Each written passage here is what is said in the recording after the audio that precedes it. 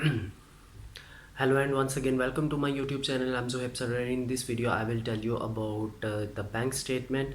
So Italy का visa हासिल करने के लिए आपको कितनी बैंक स्टेटमेंट रिक्वायर्ड है या फिर कितनी होनी चाहिए, और मास्टर्स के स्टूडेंट्स के लिए कितनी चाहिए, बैचलर के स्टूडेंट्स के लिए कितनी चाहिए, और अगर आप सिर्फ वोकेशनल प्रोग्राम पे आ रहे हैं या लाइक 1 ईयर के प्रोग्राम के लिए तो उसके लिए कितनी चाहिए। इस सब की डिटेल मैं इस वीडियो में कवर करूंगा। और इसके अलावा आपके जहन में चल रहे सवालात कि बैंक स्टेटमेंट कितनी पुरानी होनी चाहिए, बैंक स्टेटमेंट में किस तरह से ट्रांजैक्शंस होनी चाहिए, और अगर आपने टेम्प्रेरी अमाउंट रखी है तो वो कब तक रहनी चाहिए। इन सब सवालात के जवाब आपको मिलने वाले हैं इस वीडियो में। सो इस वीडियो को लास्ट तक ज़रूर की देखिएगा। इसके अलावा लाइक, सब्सक्राइब और शेयर कीजिएगा to all of your friends. तो सबसे पहले मैं बात करूँगा बैचलर वालों के बारे में। तो बैचलर का कोर्स होता है 3 साल का यहाँ पर। सो 3 साल का, और इस हिसाब से आपको आपको जो अपने एक्सपेंस शो करवाने हैं, यानी जो आपको बैंक स्टेटमेंट शो करवानी है, वो आपको इस चीज़ को जहन में रखते हुए करना है कि 3 साल की अमाउंट शो करवानी है। तो यहाँ के रूल्स के मुताबिक 460.28 यूरोज़ जो हैं वो पर मंथ के हिसाब से होने चाहिए। सो 460.28 को अगर हम 12 से मल्टीप्लाई करते हैं तो ये बनते हैं 5523.36 यूरोस। ये तो हो गए साल के, यानी साल के आपको 5523.36 जो यूरोस हैं वो चाहिए एक साल के लिए।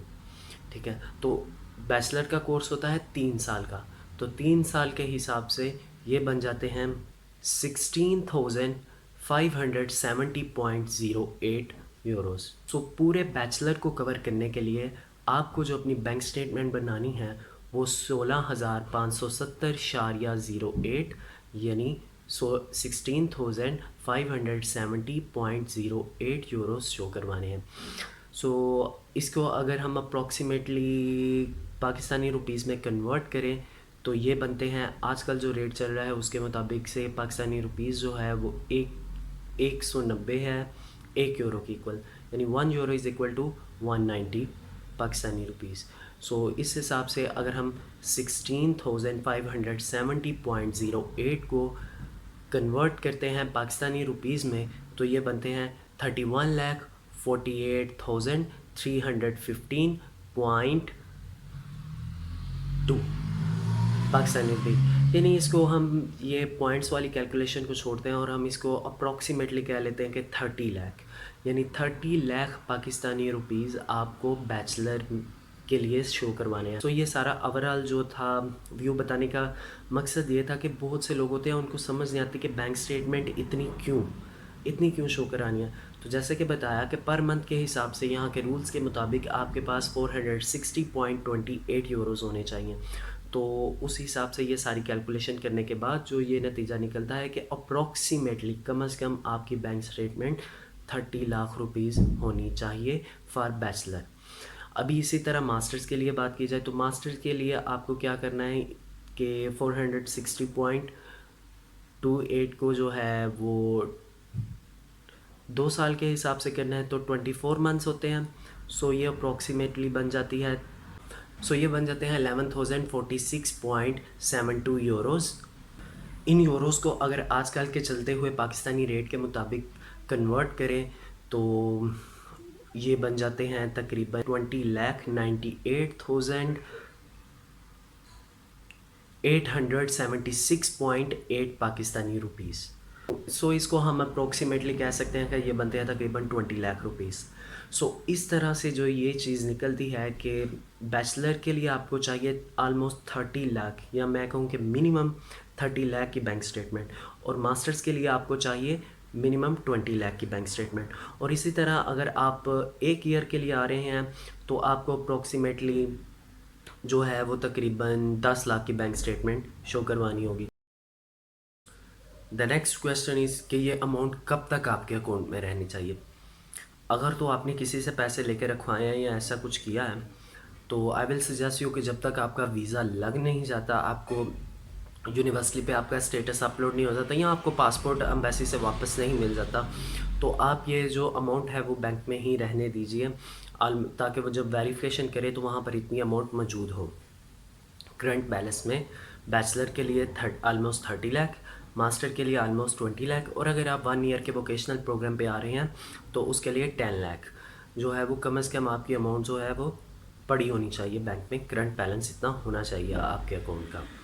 अब बात कर लेते हैं कि ये कैसे रखी जाए। अगर लाइक हम में से बहुत सारे ऐसे हैं जो मिडिल क्लास फैमिली से बिलोंग करते हैं और वो ऐसे बैंक स्टेटमेंट अफोर्ड नहीं कर सकते, वो बाहर से स्पॉन्सर वगैरह ढूंढते हैं जो कि उनके बैंक में अमाउंट रखवाते हैं या ऐसा कुछ करते हैं। तो जो आप अमाउंट की ट्रांजैक्शन करते हैं वो इस हिसाब से होनी चाहिए कि वो फेक ना लगे। लाइक वो इस तरह से फीलिंग ना दे कि ये तो एकदम से किसी से उधार लेके रखा है और जैसे वीज़ा लगेगा फिर से वापस दे दिया जाएगा। वो सामने वाले भी इतने, उनको भी समझ आया कि ये ऐसे काम हो सकते हैं। सो आपको उसको बहुत ही नेचुरल वे में रखना है। अमाउंट की थोड़ी ट्रांजैक्शन करनी है और इस तरह से करनी है कि आप उसको जस्टिफाई कर सकें। देखिए कुछ लोग होते हैं वो कई करोड़ की बैंक स्टेटमेंट शो करवा देते हैं लेकिन उनका वीज़ा रिजेक्ट हो जाता है। क्योंकि वो उसको जस्टिफाई नहीं कर पाते। तो बैंक स्टेटमेंट इतनी होनी चाहिए कि आप उसको जस्टिफाई कर जाए। लाइक 30 लाख है, आप उसको इजीली जस्टिफाई कर सकते हैं। 20 लाख है, आप उसको इजीली जस्टिफाई कर सकते हैं। 10 लाख है, आप उसको इजीली जस्टिफाई कर सकते हैं। जस्टिफिकेशन के रीजंस अलग अलग हो सकते हैं। लाइक हमारे पास प्रॉपर्टी थी, हमने वो सेल की, आप प्रॉपर्टी के पेपर्स अटैच कर सकते हैं। और उसके अलावा कोई गाड़ी है उसका बता सकते हैं। और इस तरह से कुछ चीज़ों का बता सकते हैं, सेल किया, सेविंग किया, या इस टाइप की थिंग्स। अब बात करते हैं कि जो बैंक स्टेटमेंट है वो पुरानी कितनी होनी चाहिए। तो मेरे व्यू के मुताबिक ये जो अमाउंट है आपके इंटरव्यू से कम 1-2 माह पहले तो इतनी होनी चाहिए ना। ये ना हो कि एकदम से रखी गई हो कि कल इंटरव्यू है उससे 1 दिन पहले रख ली जाए, ऐसा नहीं होना चाहिए। कम से कम 1 मंथ पहले रखी होनी चाहिए मेरे हिसाब से, ठीक है। तो और इकट्ठी ना रखी गई हो। इसको जैसे मैंने बताया कि पार्शली इसको बड़े ही नेचुरल वे से रखा जाए। बैंक स्टेटमेंट पुरानी से मुराद पता क्या होता है कि असल में जब बैंक स्टेटमेंट देते हैं तो साथ में आपने पढ़ा होगा वीज़ा के रिक्वायरमेंट्स के ऊपर लिखा हुआ है कि साथ में वो बैंक का एक लेटर जो क्लियरली मेंशन होता है कि जो बैंक अकाउंट की ओपनिंग डेट है वो, लाइक अगर आपने फरवरी में अकाउंट खुलवाया तो या जिस दिन भी आपने खुलवाया तो उस पर क्लियरली वो आपकी जो बैंक अकाउंट की ओपनिंग की डेट है वो मेंशन होती है, ठीक है। तो बैंक स्टेटमेंट पुरानी होने से मुराद ये होता है कि जो ट्रांजैक्शन का सिलसिला है ना वो तब से शुरू हुआ हो। लाइक वो मांगते हैं 6 मंथ की, वो अगर मांगते हैं ना 6 मंथ की 6 मंथ पुरानी बैंक स्टेटमेंट, तो इसका मतलब ये होता है कि 6 मंथ की ट्रांजैक्शंस आपने शो करवानी है। इसी तरह कुछ लोग कहते हैं कि साल की स्टेटमेंट शो करवाएं। इसका मतलब होता है कि पूरे साल में जो आपके अकाउंट के अंदर ट्रांजैक्शंस हुई हैं आपने वो शो करवानी है कि मेरे अकाउंट में इस तरह से पैसे आए, इस तरह से गए, वो सारी चीज़ें जो हैं वो होती हैं। तो ये इस वर्ड का मीनिंग होता है कि जो कहते हैं कि 6 मंथ होल्ड हो, 6 मंथ की बैंक स्टेटमेंट चाहिए, तो ये चीज़ होती है कि 6 मंथ की जो ट्रांजैक्शंस है उसकी आपको स्लिप निकलवा के वो दिखानी होती है। आई होप कि जो कुछ मैंने कहा वो आपको क्लियरली समझ आ चुका होगा। So thank you for watching my videos.